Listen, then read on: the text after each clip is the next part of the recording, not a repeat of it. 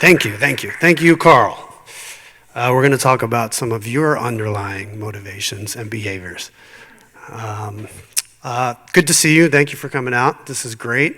Thank you, Carl, for providing this space and working so hard to bring this together. Thank you, Animal Rescue Fund, for providing a space for us to learn and educate and help us all become better with our dogs.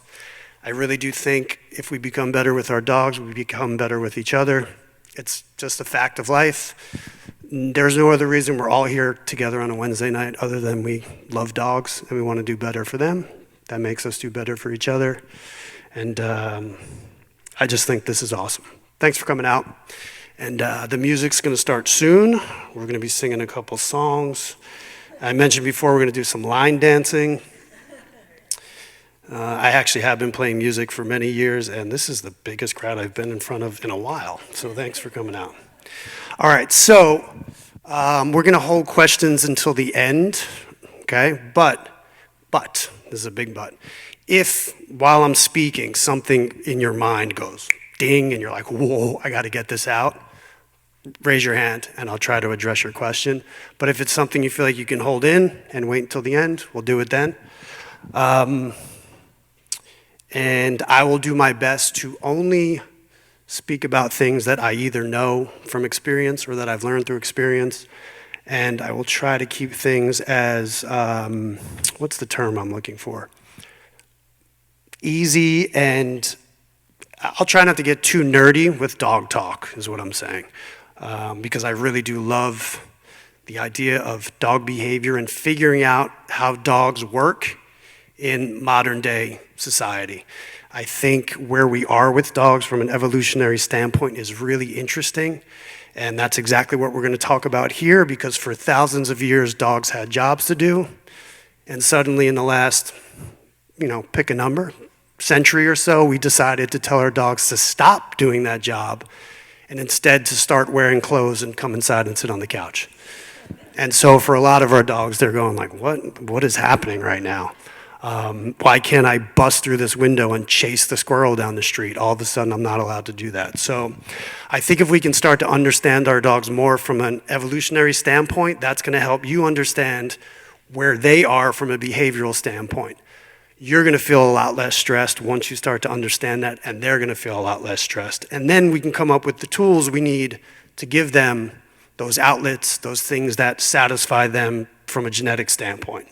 So the L.E.G.S model, which is learning, environment, genetics, and self, is a behavior model created by Kim Brophy, who is an applied ethologist, a brilliant human being, an amazing dog trainer. I actually had the honor of speaking at her last conference, and in that room of people, well, number one, I felt like the dumbest person ever because it was just a room full of brilliant, brilliant dog people. But there is this, based upon this model of behavior, this is not a replacement for dog training. Dog training still happens. What this is something that we can apply to the training we're doing to help our dogs and help ourselves create a better relationship, better understanding. And so we're going to break down each of these elements: learning, environment, genetics, and self. Everything in dog training is an acronym. Everything in education is an acronym. This is the one that Kim came up with.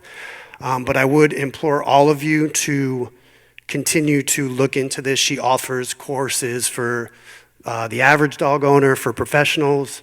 And when I took this course, I would say it was 3 years ago. I had already been working and training dogs for a while, but this one course and this model of behavior really, really changed the way I was looking, perceiving the way dogs behave in our world, and it's helped me, it's helped my clients, it's helped me have a better relationship with my dog, who is pretty much a feral cat. And if you can, when you leave here, if you feel like the information you've got is good, because I'm just giving you a summation of this, please continue to look further into this. It'll really help you out. So let's start with the L, if that's okay. All right, learning. So when we talk about learning with our dogs, what does that mean? Our dogs are learning all the time. From the second you bring your dog home, that dog is learning, whether you know it or not. They are trying to figure out what they need to do to survive, to feel at peace, to have less stress in their life, to feel the reward of chemical explosions in their head when they chew on something. They're doing all these things on their own, and they're learning. And so if you're struggling with things with your dog, the first thing we want to look at, well, how is my dog learning? What are they learning? And why are they learning it? What can we look at? Life experiences of the dog. How is our dog socialized? What education and training has our dog had, right? So sometimes when we look at learning for a dog, we look and say, oh yeah, the dog knows how to sit and knows down. Great. They learned how to sit and they know down, right? So this is one aspect of learning. But our dogs also like to learn things on their own that dogs have been doing for centuries. So for example, the dog, my dog, again, who likes to roll in the dead smelly thing. I never taught her that. She just, from a very young age, decided that rolling in dead, smelly carcasses was awesome. And so she learned that that behavior for her is something she's going to keep doing because it's rewarding. Now, dogs don't label the way they learn as good or bad. That's our thing. We'll take a dog in the modern world and we'll look at them and go, that's a bad behavior. But the dog doesn't associate their behavior with good or bad. That's a human construct. For them, a behavior is rewarding, plain and simple. So, for example, if our dog likes to chew on furniture, they've learned that this is a really good feeling for them. It's going to set off chemicals in their mind. It's going to feel really good. It's going to be soothing for them. And they've learned if they can do that once and nothing happened, nobody saw it, oh, then I'm probably going to go do that to the other chair across the room at some point. And so then our goal is to help our dog learn that even though this behavior is rewarding, there's another one that's just as rewarding, that's going to be more appropriate for, again, our world that we've created once we started to domesticate and ask our dogs to live inside full time. So that's learning, and we can flip. Environment. I think I'm going to stand up at some point, but this chair is actually pretty comfortable. I feel like a director, right? Very Spielberg-esque. Okay, so environment. This fascinates me. The environment fascinates me because I think about behavior, even human behavior, and how much our environments are constantly dictating our behavior. For example, you're in your car and you're driving and you have this outside environment that you have to pay attention to because if you don't, you're going to smash into something. But then you have your internal environment in the car where you're turning on the radio, which might change your mood, which then changes your internal environment inside here.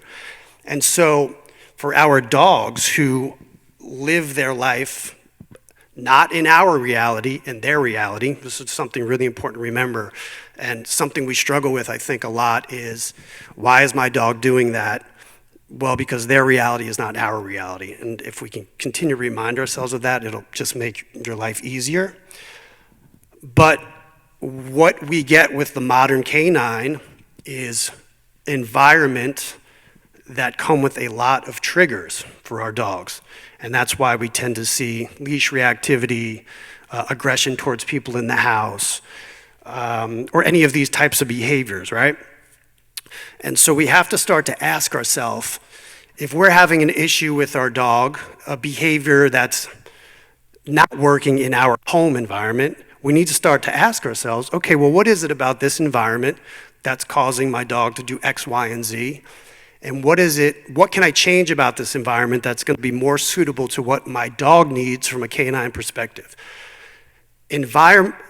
Because our dogs are so in tune and so sensitive to the environment, I've seen this and I truly believe if you can start to think of your dog's main environment, its home, its outside environment, but then also start to think of what's going on internally with your dog, that part of their environment, and start to combine changing those things together, you'll start to have number one, a much happier dog who feels a lot less stressed out. When your dog is less stressed, you're less stressed. It's just like if your kid is less stressed. I've never had a kid, but I'm assuming. And environment, in everything that comes with it in this modern world, again, and we're going to get into breeds and things like that, but we, again, have taken dogs from working environments, and we've asked them to not work for the most part.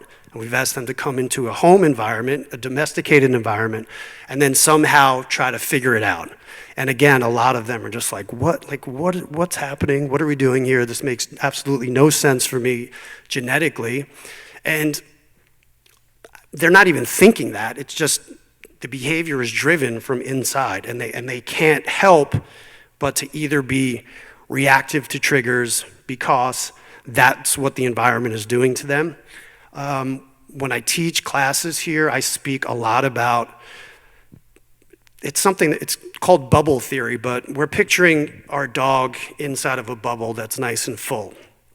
And the second they start to feel pressure on that bubble, it's starting to squeeze in, our dog tips over and there's some type of reactivity, right? So, for example, if I'm here with the dog and there's a dog 40 feet away over there and my dog is reacting right here. If I choose to take my dog 5 feet in this direction, I've now just changed the environment that I'm in for my dog. And you'll notice sometimes all it takes for a dog to stop reacting is to create some space. What happens when you create space? You've changed the environment for the dog. That bubble has kind of filled up again. And then you find yourself going, oh, I can actually now get through to my dog and maybe get some focus and start to work them through this. But if we don't keep ourselves, what's the word I'm looking for? Engaged in our environment and really observing what's going on, we're never going to be able to figure out, okay, what's happening with my dog right now in this particular environment that's causing, again, X, Y, and Z that I may consider good or bad, that's stressful for them or really rewarding, and what do I need to do to change this immediate environment to make it a little bit easier for them and for us. You take a puppy home, for example, and what's one thing that happens often with puppies when they get home? They get way too much freedom. They're running around the house, going to the bathroom, of course, chewing things, of course.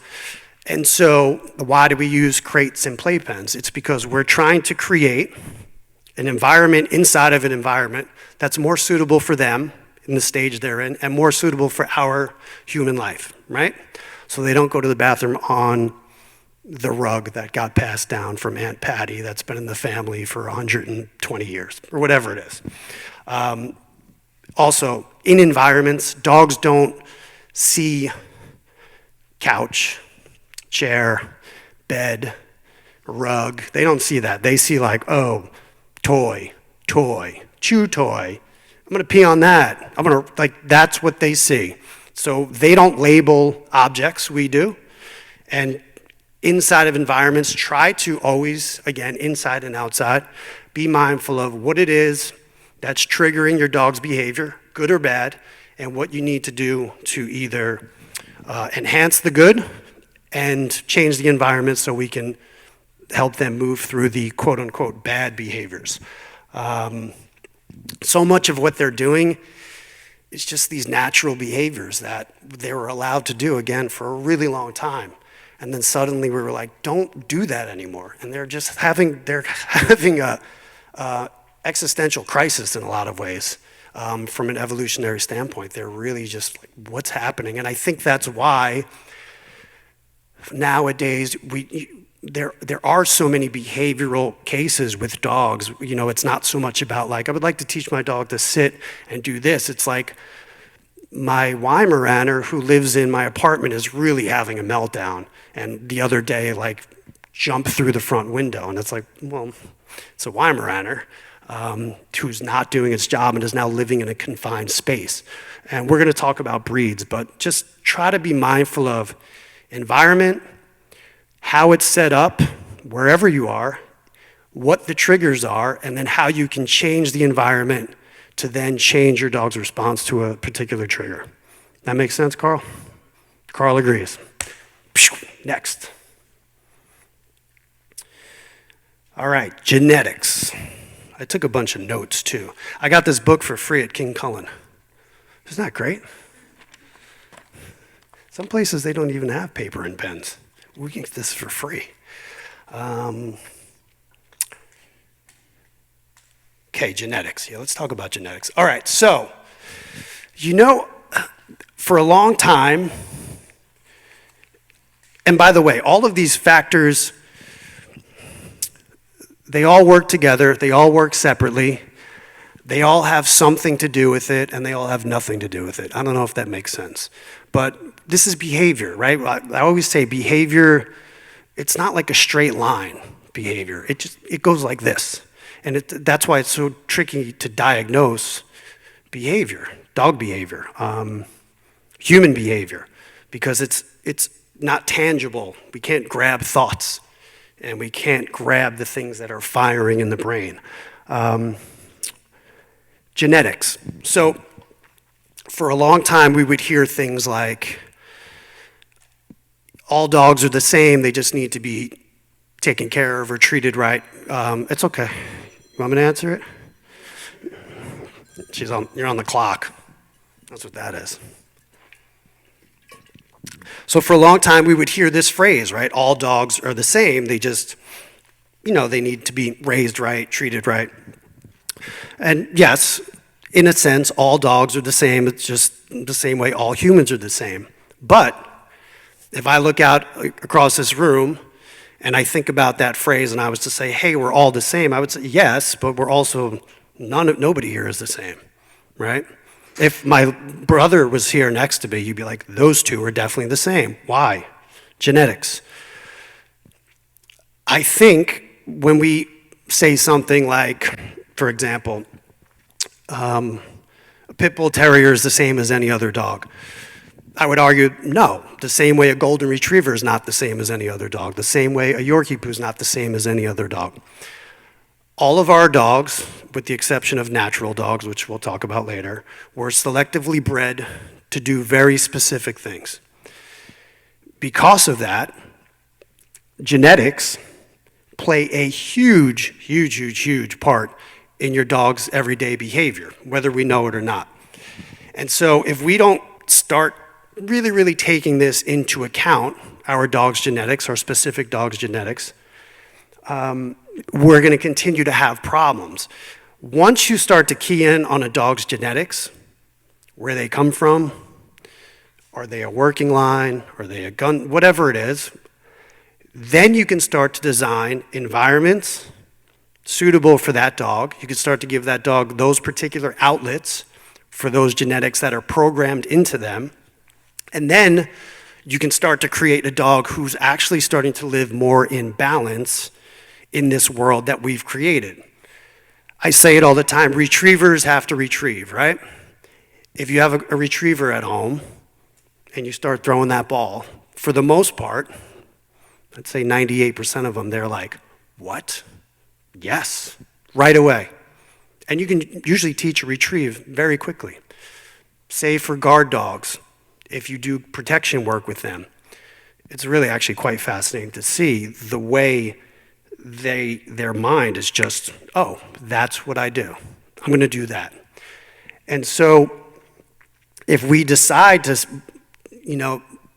paint with a broad brush and just say all dogs are the same, we're going to continue to run into trouble. But if we start to say, yes, all dogs are the same in a way, but all dogs are actually very complex, and almost all of them, again, were selectively bred by us, human beings, to do a specific job. And if we continue to not let them do that job and expect them to just hang out and be calm all day, well, then they're going to keep melting down. And then when they melt down, we melt down, and we know how that goes. So I would say, whatever your dog's genetics are, try to start to think of specific things that they would love to do based off their selective breeding and what they were designed to do. Once you can figure that out, and It'll blow your mind. Even if there's one thing you give your dog, a terrier, for example, or a hound, you give them a scent-based sniffing exercise once a day, something that they were designed to do. You'll start to see their behavior, if you're having a lot of behavior issues with them, change, because they, not only are they doing what they were meant to do, I do believe like they then feel like, yeah, this is like my purpose. Thank you for letting me do what I'm supposed to do. I do think there's something to be said about that. I think dogs operate in that place where once they're getting what they truly need, they start to actually feel like, oh, you're giving me this, and then your relationship gets better with your dog. Their relationship with the world gets better. And then what happens? Less dogs wind up abandoned, less dogs wind up in shelters. We have less aggression cases. All these things will happen if we can start to look at our dog's genetic imprint and really, really hone in on what they need. Actually, this line right here, are their instincts well matched to the environmental habitat? That's really what it's about. Is this set up, is my dog's daily life, does it match up well with their natural instincts, right? If I have a Cane Corso at home and I also decide I want to have a party every night with 30 people coming to the house, well, that's going to go really bad because this is a dog that was bred to guard the Roman legion. So yeah, that's not going to go well. But if I decide, you know, I want a dog to protect my family and we live really low key, then maybe that's the type of breed I'm looking for. We all know getting dogs based off what they look like never really works out well. So that's the thing about genetics. They breed beautiful dogs outside, or you can find beautiful dogs the way they look. And we're human beings. We like to look at stuff and go, oh, that looks really nice. But when working with dogs or getting a dog, it's really important to think about the imprint, their history, where they come from, not just where they were born, but where their line of working or how they've been selectively bred and where they've came from to get to this point in human history. So that's genetics, really important. Okay, we can move on to self. Everybody having a good time so far, yeah? I feel like next time we should have like a refreshments, like some popcorn, things like that, you know? Maybe like a paddle, like at an auction or something. Just kind of mix it up a little bit. It'd be kind of fun, right?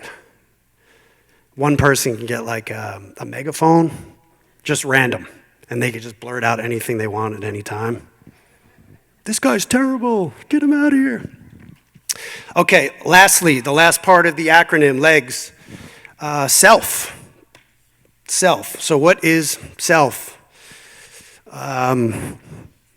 I know Freud said something about it, but I don't remember because I was a long time ago in high school. I learned about self. But I will say this, and I think you all know this, anybody who's a dog lover or who's had a dog, our dogs are 100% individuals. There's no two dogs that are exactly alike. I had a Labrador Retriever as a child named Abby. Then she passed and we got another Labrador Retriever, and they were totally different dogs. My mother to this day will tell you which one she loved the most. Abby was the best dog. Liberty was all right. I'm like, you know, Mom, she was a dog. But our dogs are totally individuals. Why is that? Well, their age, their sex, their past trauma, their quirks, their preferences. Every single dog, whether you like it or not, is a totally different dog. And so if you can really, really start to look at your dog in that light and not just, again, broad stroke, like human beings are really good at, you know, the dog on the street, and we're like, oh, and you just go to pet the dog. Well, not every dog is into that. I actually think a lot of them aren't, right?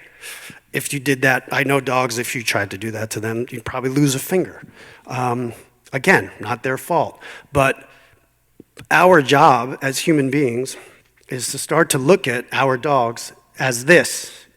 as an actual individual entity of itself that's operating in this crazy, weird world that we've created, that we often have way too many expectations of them. So the other thing about self, too, is think about dogs that are dealing with, say, chronic pain or chronic issues like that, how much that affects their behavior, right?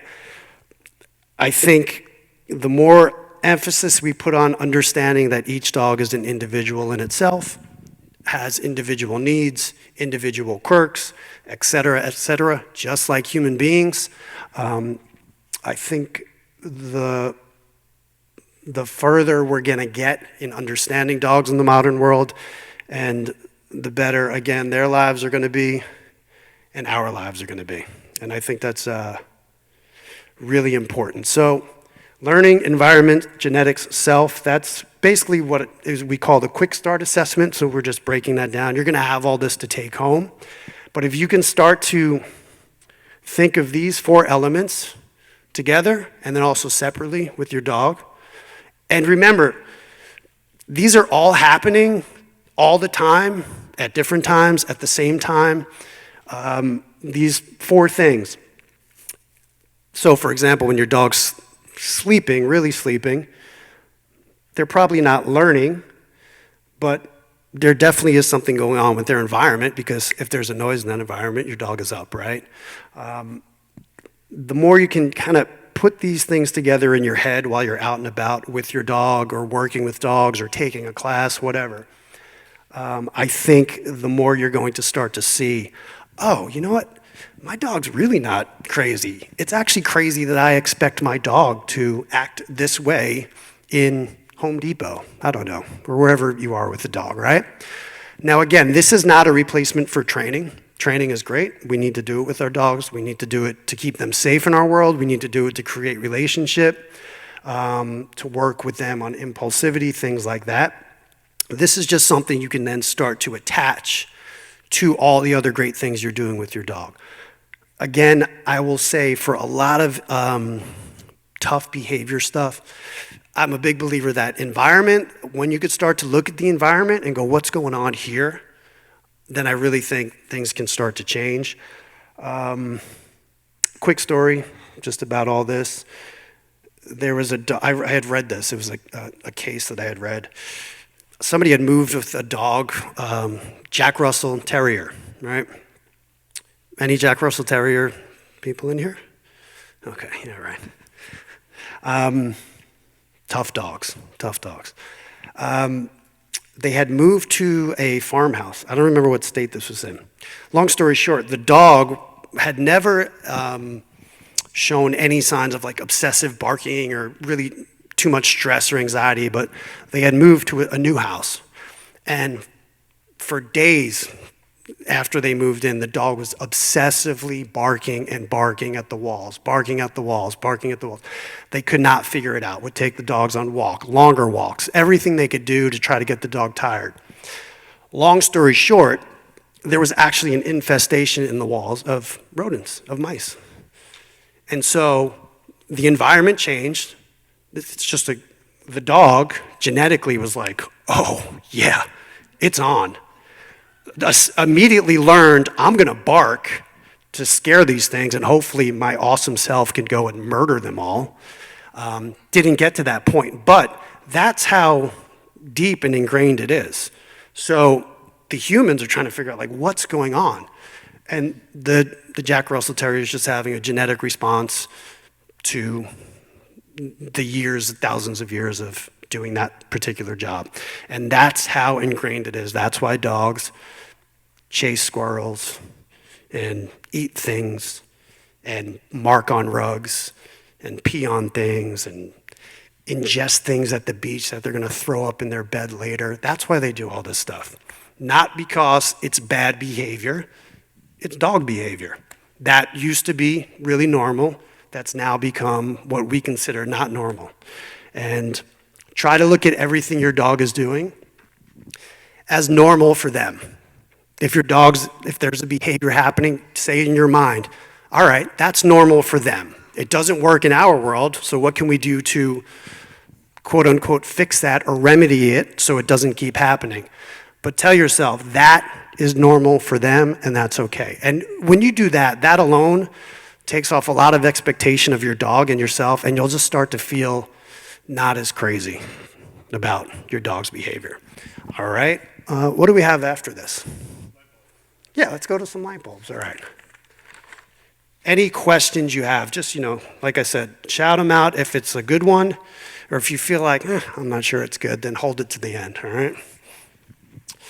All right, so you're going to take these home with you as well. These were from the course. These are just what we call light bulb moments, things you can look at and go, oh yeah, wow, I never really thought of it that way. Which, again, this course that I took as a professional, there was so much of that. And I think that's the great thing about even professionals in this industry. We're always, ask Carl, ask any trainer, we're always like, oh, wow, I'd never even thought of that. Or, wow, I can't believe, oh, is that what that is?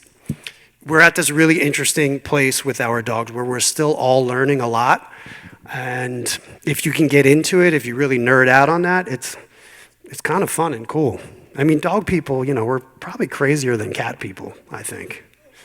Right? I mean, that's my opinion. No, maybe not. Okay, so, hold on one second. Let me just get to my notes here. Okay, yeah, so let's just talk about this. Dogs are learning all the time, as I was saying, whether we like it or not. They're learning all the time. I put this in here because I just wanted to talk about behavior change so we can understand what that means. A dog is learning all the time. Okay, so really, really basic example of a behavior chain. Person walks in the house, dog jumps, we ask for sit, dog sits, and we reward right away. Over time, dog goes, oh, this is awesome. I jump, then I sit, then I get rewarded. So the dog's like, I'm gonna just jump and sit. Jump and this is the best thing ever. This is happening all the time. Dog is reactive on leash out in the real world. We're like, hey, look at me, and we reward right away. They're just like, oh, so I freak out at that thing, and then I get rewarded. This is the best day ever. And they'll continue to learn to do that. We're not teaching them to do that. They're actually learning on their own. I jump, and then I sit, and then I get rewarded. We think we're teaching them sit, and you'll get rewarded. So the key to behavior chains really is when we're asking for a different behavior, when we're redirecting, for lack of a better term, we want to then make sure there's time and space between the two behaviors. So it's really clear to our dog, I got rewarded for this, not for that. Sometimes the way to remedy this is if a dog is jumping, we ask for a sit, then we ask for a down, take 5 seconds, and then we reward. So there's enough space between the behaviors. But I think it's really important to think of how your dog is always chaining behaviors together themselves as well, whether we want them to or not. I actually even think like going outside, going to the bathroom, doing like a circle around the yard and coming back in, if that's like your dog's routine, they've kind of created their own behavior chain. Out the door, go to the bathroom, do the circle, come back in, then I get rewarded, right? So just like humans, they're just constantly chaining things together. And if you find yourself struggling with those types of things, jumping, then sitting, then looking for a treat, then just automatically jumping again, it's because we've chained a behavior together that we didn't want to. We were trying to do the right thing, but they've learned, I'm gonna jump, I'm gonna sit, I'm gonna get rewarded. So just, you see right there, it says watch out for behavior chains. We should get a chain that says behavior on it and sell those. Right? I think that would do really well. Get it? Behavior chain? All right. Okay, what's our next light bulb? That was my light bulb moment. Behavior chains as actual swag. Okay. This is great, actually. This is great. I took some notes on this. Because I remember early on in my career, if that's what you want to call it, learning about this and going, oh, that makes total sense. Good stress, eustress, and de-stress. So good stress and bad stress. Those things when processed in a dog's body and mind, feel the same. They feel exactly the same. So a dog doesn't know what good stress and bad stress is. They just know stimulation and excitement, okay? Why is this really important? This is also trigger stacking happens with this, which I'm going to explain in a second. Why is this really important? We know the retriever or the terrier that's obsessed with chasing something, right? And we think we're giving our dog a really good outlet, like, oh, every day I get home and that dog goes for an hour and a half, 90 minutes, and he just never gets tired. Well, that's because probably for the first 10 minutes it was really good. But after 20, 30, your dog is so overstimulated and so stressed out, probably in a bad way at that point, but they don't know the difference, that then they cannot actually come down and relax. One thing we'll always say about puppies, for example, people say, man, I'm just trying to get this dog tired. The dog never gets tired. And we'll say, well, how much does your dog sleep? And like, oh, it sleeps in the crate at night, goes in at like 8, wakes up at 2 to go to the bathroom, and then it's up by 5. And we'll say, okay, well, what about like naps throughout the day? Not really, he doesn't really get enough sleep, kind of always running around. And immediately we'll diagnose and say, well, your dog's just not sleeping enough. They're overtired, which happens very often. So when you get, say, spaniel breeds, for example, gun dog breeds, dogs that shepherd breeds, that are wired to constantly keep going, and we just keep them going, well, they don't know any better, and they're just going to keep doing that, and they'll just keep doing that. And so what happens inside of that overstimulation, like, let's say, for example, we're throwing a ball for a dog at the park, right? They're having a great time. Then all of a sudden, another dog is in the picture. So now our dog's hyper-focused on the ball, but they're also like, oh, there's a dog over here getting closer. And then all of a sudden, like a stranger's approaching.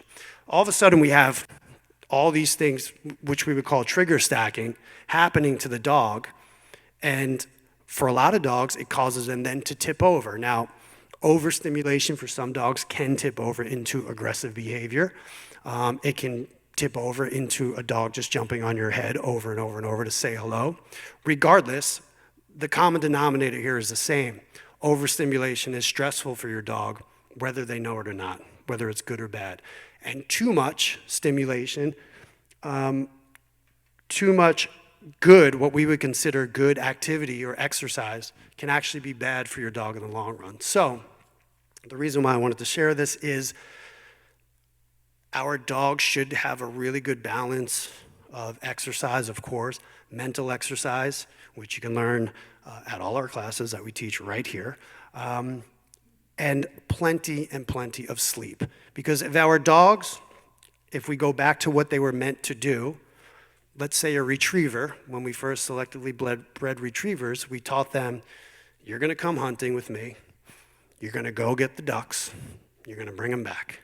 It's going to be awesome. You're going to swim, grab the duck, bring it back, swim, grab the bird, bring it back, and then when we're done, you're going to go home and just sleep all day. And the dog is like, this is the best life ever. Right? And so if we're trying to mimic that with, say, a tennis ball, and we just keep doing that, and the job never ends, well, then we're going to run into a dog who's having a really, really hard time settling down and not tipping over when it comes to other things. So try to keep in mind there's eustress and there's de-stress, there's good and bad stress, but for our dogs, from a physiological standpoint, we believe they're experiencing both of those things the same way. And I think that's really important to keep in mind. Okay, what do we got? Look at that dog, huh? That's cute. Tiny one. Okay, I just put this for general safety, number one, but also because I just wanted to talk about fight or flight. So you see this here. It says picking up a small dog or cat in the presence of another dog can actually trigger an attack from that dog. This is The reason why this is important is because human beings, what do we do with our young? Pick them up, we hug them, we do all this, right? I've never had a baby, but I've held one once or twice. I didn't drop it either, so it's good. This is what we do. We hug, we make eye contact. Dogs don't do any of that stuff, none of it. I've never seen two dogs like just hug and hold each other. It's not their thing, that's our thing. And so what happens with dogs when we're interacting and working with dogs, all these human tendencies, which are genetically imprinted in us, to grab, to try to protect, to try to hold on to something, those things come out. So if I'm with my give this dog a name, anybody, call it out. Sally, yeah, if I'm here with Sally from the valley, and I'm walking with Sally, and who knows, Bruno from 3 doors down comes around the corner, and he's out of his yard again, and he's not friendly. It's not Bruno's fault, but he happens to be dog aggressive. My first instinct is to go, oh man, Sally, and I'm gonna pick Sally up and run, and I might get my arms taken off and get Sally severely hurt. One of the most important things we can do for our dogs is give them the ability to exercise fight or flight when they need to, right? This dog is way faster than any of us will ever be, even this tiny little dog. And if another dog's coming and this dog wants to get away and we decide to pick them up, well, then we're taking that opportunity away from them. Why this gets tricky, though, is because, again, we live in a world where there's cars and things happening all the time. But try to start to think about your relationship with your dog like, is that a human thing? Is that my thing, humans? Or is this what a dog would do in this instance?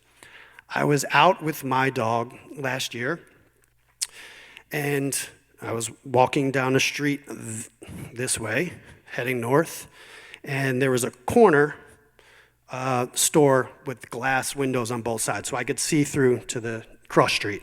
And I saw two massive Cane Corsos. If you don't know what they are, you can look them up. They're big. I saw two coming this way. And I immediately was like, well, this could get ugly if I hit the corner. So I actually stopped, and when they came, the one dog saw me and my dog and immediately head down and came over. Was on leash, but the handler couldn't hold on to the dog because he's 100 and whatever pounds. And the dog came up to us very quickly. My dog is only 40 pounds. I immediately just dropped the leash because I thought we have nowhere to go, but if she wants to take off, she has a better chance of getting away than I ever would have if I started to run. And so in that moment, what my dog did, she actually just cowered against the wall, and luckily the other handler came over and was able to get the dog away with the other one. But I really had no choice other than to stand in front of her, and probably then if the dog was to do something, I would get hurt and she would get hurt, or just drop the leash and let her instincts kick in if she felt like I have to run or I have to fight for a second. And so, again, in those moments or when we're handling our dogs and dealing with our dogs, just try to be mindful of how much of our human stuff is happening, reaching towards dogs' faces, strange dogs we don't know, constantly wanting to pet a dog. All these things we have to think about because, again, learning, environment, genetics, the self part of a lot of dogs, maybe that's just not their thing. So that's just a good little tip too. So if you have a small dog and another dog is coming at you, maybe try your best not to pick them up. Or if you're really fast, just, take off. I don't know. I don't know. Those moments are interesting because as a human, you go into fight or flight as well. And you're just, a lot of the decisions they get made. You're not really even thinking about them. Okay, moving on. Thank you, sir. We spoke about this before, but I will touch on it again. I think it's worth doing a DNA test if you're not sure about your dog's genetics or where they came from or their history. I know there's some talk about are they accurate, are they not? I think it's worth trying. I had my dog's DNA done, and what I thought she actually came back as, and I look at her behavior, her temperament, and I feel like it's pretty accurate. And if we know our dog's DNA, where they came from, not just their parents, but like where they came from, starting, it gives us so much valuable information on how we can help them, again, as I was saying, in their everyday life and environment. Okay, we got one more of those? Yes, okay, lastly, this is important too. Not a lot of, but certain behavior problems sometimes are simply just a matter of something medical going on with the dog. If your dog is showing something unusual or aggression or whatever it is, a behavior where you're like, this has never happened, I don't know why this is happening. First thing I would always recommend, take your dog to the vet, full blood panel, make sure there's nothing going on with them internally or medically that could be changing their behavior. You'd be surprised too. Again, treating those type of health-related behaviors as like an obedience issue, it doesn't work. If your dog's really in pain and doesn't like people coming near them when they're in pain, you can't fix that by teaching them to hold sit, right? Remember, they have agency.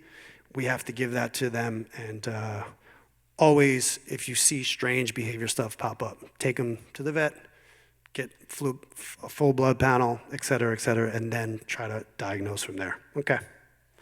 Last one. Oh, this is the last one. Okay. How many is this? 6? I put 6 of these in here? Nice. There was more than that. Puppy socialization, just for the heck of it. There's something we call the critical socialization period in a dog's life. It's debated. It can be anywhere from 3 weeks to the first 16 weeks of their life. The only reason I put this in here is because this period of a dog's life is setting up the rest of their life. And so if you happen to have information on where your dog came from or what this part of their life was like, sometimes that's really valuable. My dog, people will say, my dog's not really into men. Well, there's a possibility they didn't have a good experience with a man at this part of their life as a puppy, first 3 to 16 weeks. My dog, an umbrella fell and hit my dog and opened up. And for the rest of the dog's life, they're afraid of umbrellas. It's really that short of a period because from a developmental standpoint, by 2 years old, they're considered now adults, young adults. So try to remember that socialization is not just people and other dogs. It's places, things, smells, sounds, anything you could think of in the world that we can try to create a positive association with. That's what we want to do with our dog, especially in these early times. Now, when we talk about shelter and rescue, this is one of the biggest challenges for dogs, and this is why it's so important to get young dogs, puppies, out of shelters as quickly as possible, because it can be really traumatic for some of them. And they're confined to a certain space where they're not smelling the outside world, et cetera, et cetera. So puppy socialization, so key, but try to remember it's not just people and other dogs. Places, things, smells, on and on and on. The list goes on and on and on. Positive association to whatever it is we're socializing them with is going to go a very long way. All right, so we'll just run through breeds real quick. I'm not a breed expert. I just wanted to put these in there for you so we can just talk about them. Do we have any bully breed lovers in the house? Yeah, oh, nice, okay. So what do we know about bullies? All or nothing. People would say they're stubborn, some of them. Very affectionate, touchy-feely, almost too much sometimes. And here are some reasons why you might find yourself seeking a professional for help. Destructive behavior, incredible power. Let's try to remember that initially the bulldog was selectively bred to bait bulls, to fight bulls, right? So when we think about, like, why is my bully, he's kind of out of his mind and he really likes to bite things and destroy them. Well, it's because when we first made them, we were like, yeah, go fight this bull in the 13th century, but it's still in there. They're very game. They can tolerate pain a lot, and it's because that's also why they were made. So try to keep in mind, like for a bully, right, lots of tug games I would do with that. Just give them that outlet to really use their jaw appropriately, teach them how to do that appropriately.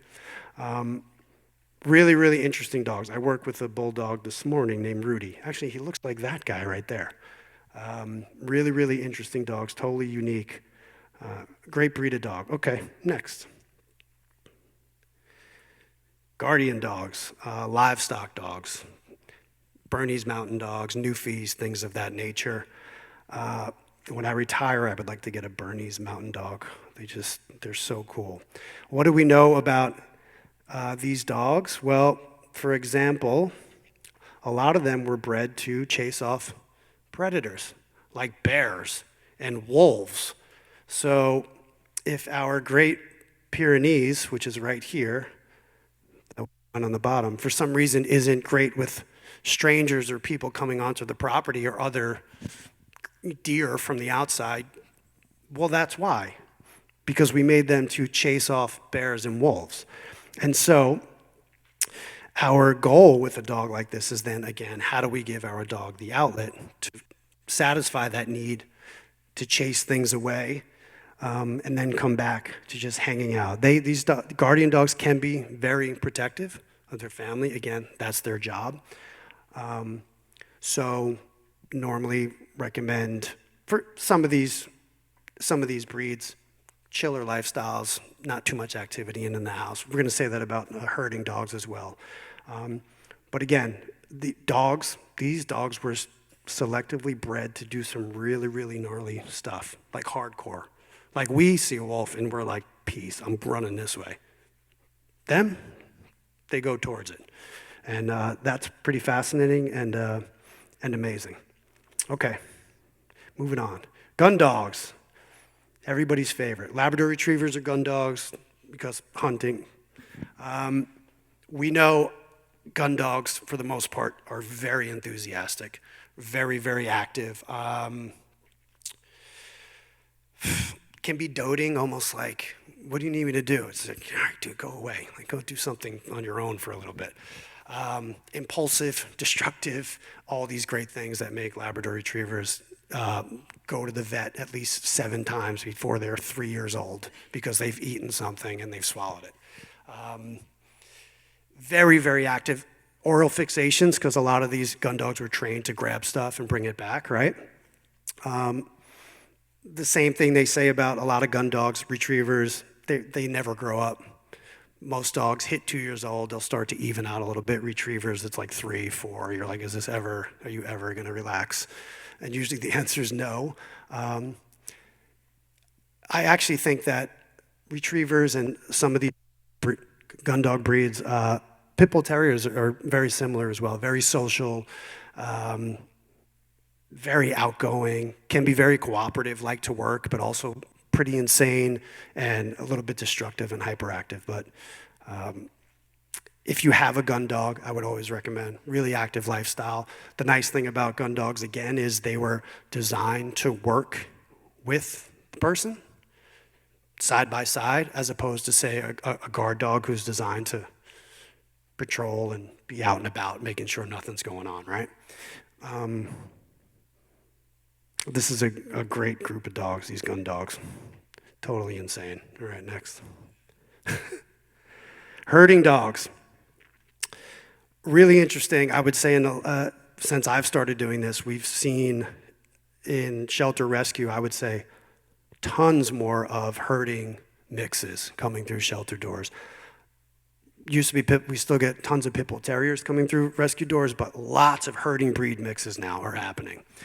What's tricky about herding breeds? German Shepherds are herding breeds. A lot of the time people think they're guard dogs. They're not. They're a herding breed. It's in the name. They're always ready to go. Very attentive, very, very, very smart.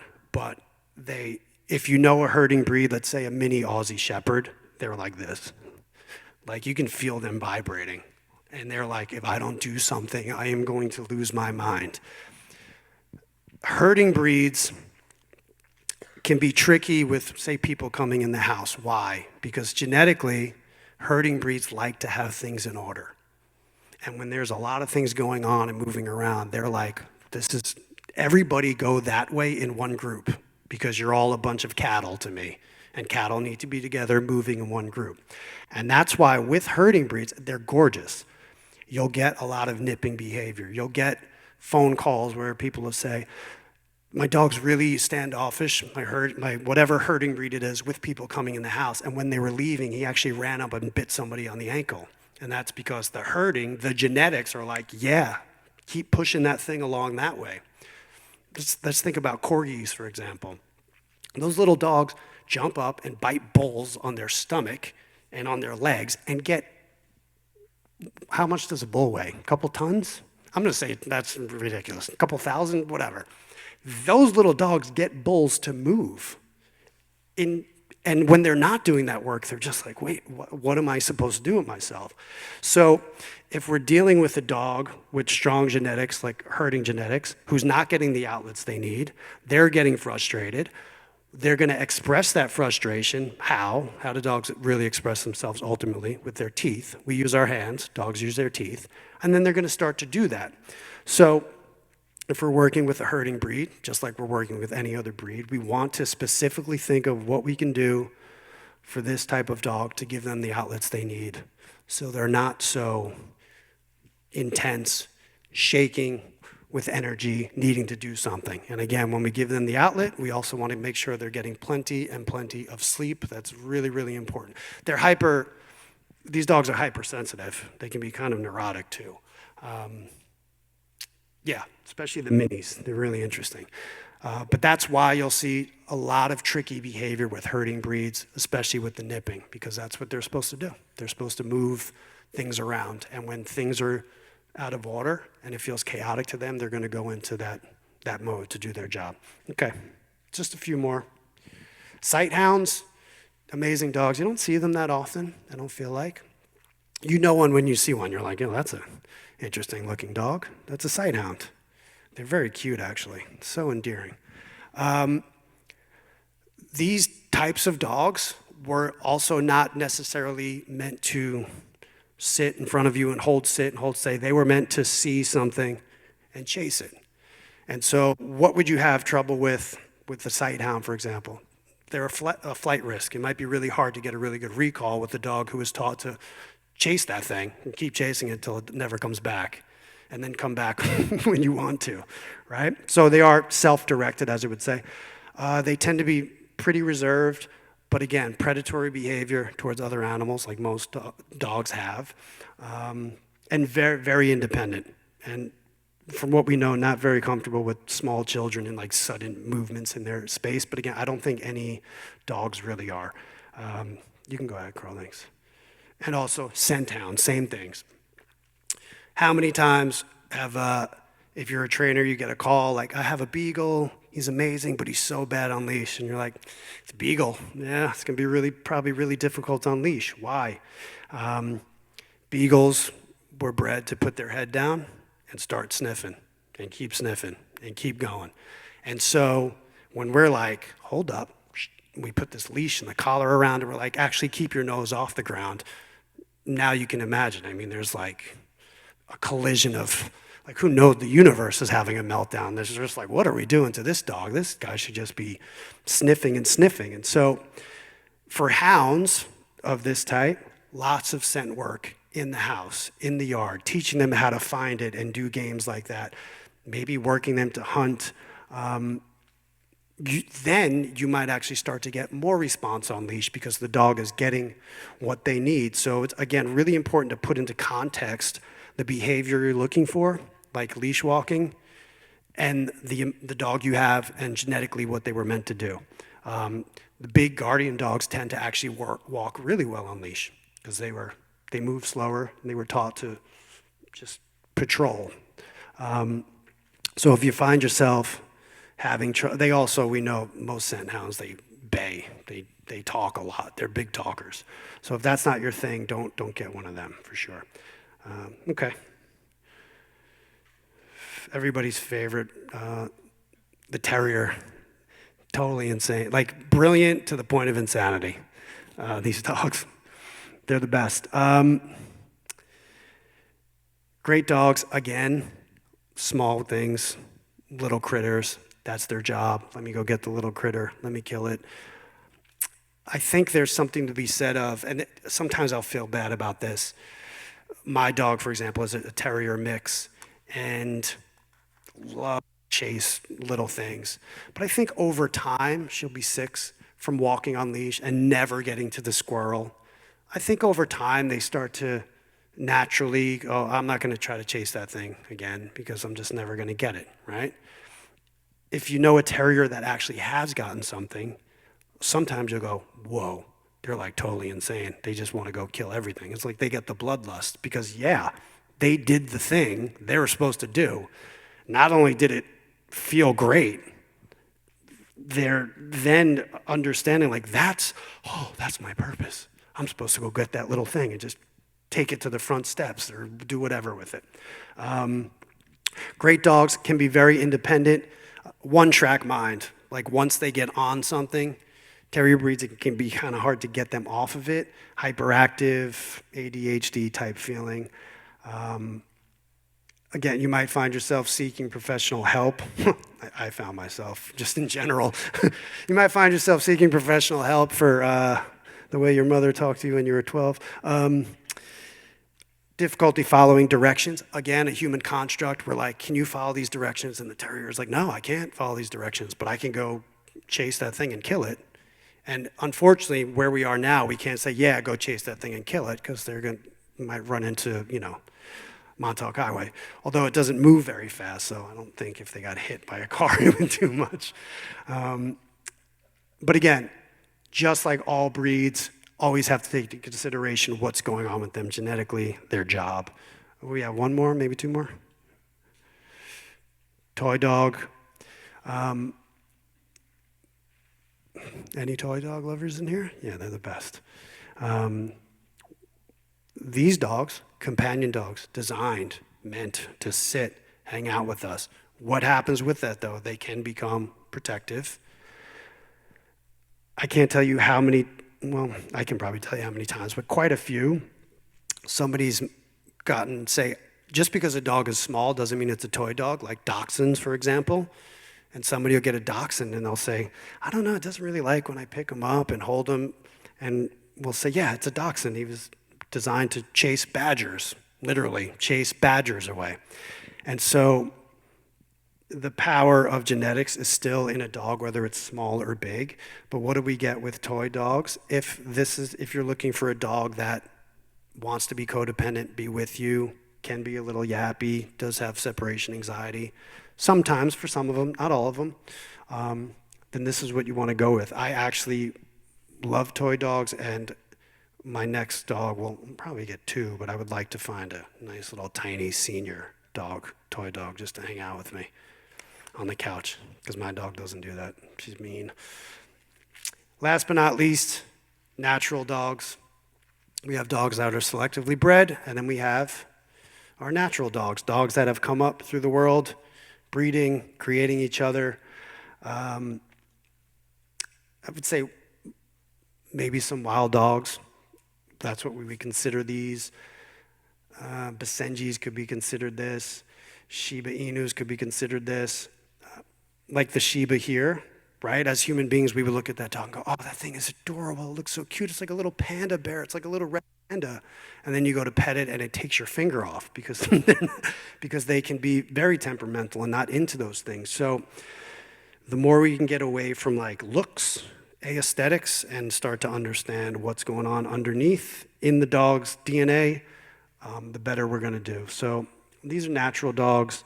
I think the Carolina dogs would be considered this, which sometimes we see come through shelters as well. These are dogs that could do really well with a lot of freedom in a yard, just doing their thing, totally fine.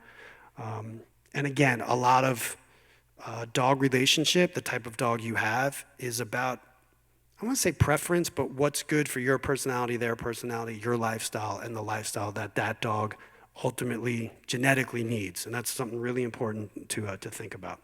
All right, so that's it for all the dog breeds. Oh, and then the world dog as well.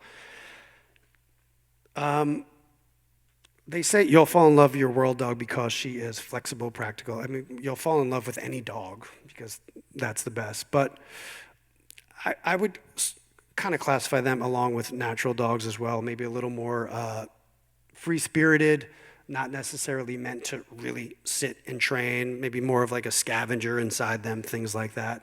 But tend to be like stray dogs. Actually, a lot of stray dogs are very well behaved and very good with people, and because they're just finding food, playing maybe a little bit, and then sleeping. And so that's the interesting thing about world dogs as well. You probably get more of that inside of them. Okay. Yes, sir. Yes, yes, yes, yes, absolutely. Yeah, the only other thing, there's 3, and you're going to take them home with you. I put 3 hacks in there. In the course, in the Kim Brophy course, she's got about 20 of these, and they're really helpful. So when you get home, you could check these out. This first one I put in here, the pattern hack, I think is incredible. Will change the way you're looking at things your dog is doing, the precedent they're setting for themselves, and then the predictability in the pattern. Definitely worth looking into that. And then the other 2 are pretty helpful as well. Yeah, let's get to some questions. Sorry, I was just talking a lot, huh? Hi, yes. Oh, we have a microphone for you right here. Hello? Yeah. You want to yell? You can yell. I like you. Yeah. Laurie? Oh, okay. I've got a voice that carries, but that's okay. Hi, Tim. Hi, You good to see you you. know my dog Ginger. I do. And I'm going back to when you said that you were at a corner and you saw 2 aggressive dogs coming around, and you felt that the best thing to do was let your dog deal with it herself or himself. Well, with Ginger, she likes dogs. She does not like groups of dogs, and she particularly does not like a dog on top, trying to overcome her. And her reaction to that is always to come right to me and look up, Right. like, what are you going to do about this? Right. So my reaction is, of course, to protect her, and I go out and confront the dog. Right. And they're usually responsive. But is that not a good thing to do? Should she be? Should No, I no, no, say I- fend for yourself? No, I don't Ginger? think I don't think it's a good or bad thing. I think, like for example, the thing with my dog, it's never happened before. So in that moment, these are 2 massive dogs, and all I could think of was knowing my dog. She's scrappy and she's really fast. I was like, maybe she can get away. No, I think in those moments, if Ginger's coming to you as like, all right, can you take care of this? Then yeah, I think as people with dogs in this world, then that signals, yeah, I'm going to take care of this. Now, when I let my dog's leash go, by the way, I also was trying to like steer the other dog away from her in case she had to go. So no, I definitely think it's different for each dog. Interesting enough, that's probably a behavior chain that she's created. Dog, she feels unsafe, she runs to you and looks up, right? Yeah. No, and I think from there, then you have to use your best judgment in that moment to protect your dog however you can. So I don't think there's a right or a wrong, other than doing your best to keep yourself safe and the dog safe in that moment. Yeah. Thank you. Ginger's great, by the way. Ginger came to class, right? Most improved. She's like the best. She's done so well. I'm not just saying that. She's done really well. She's a good girl. No problem. Okay, right? Where? You want the microphone? Barbara? When you're talking about genetics and you get a dog and have its DNA done and find out that there's pit bull, cattle dog, and chihuahua, and husky, and boxer, how do you channel your thoughts about what this dog needs? That's a great question. Yeah, that's a great question. That's like there's a lot of dogs nowadays. Like, oh, there's like 7 dogs in this one dog. There's something called drive expression. So what I would do is, we can find this through play. What type of play the dog likes to engage in. Do they like to chase? Do they like to tug? Do they like to sniff?